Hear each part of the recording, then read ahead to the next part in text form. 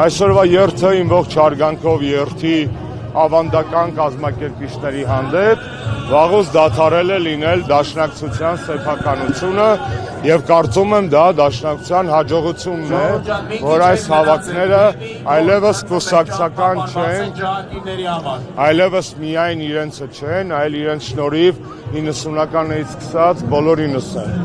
Հատկապես այսօրվա իշխանության պարագայում մասնակցել ջահերի երթին նշանակում է ունենալ դիրքորոշում։ Հեշտ է գալ երթի, երբ որ իշխանությունները թայամետ էին, այդպես էր նախորդ 3 նախագահների ժամանակ իրենց բոլոր տարբերություններով։ Հեշտ էր գալ երթի,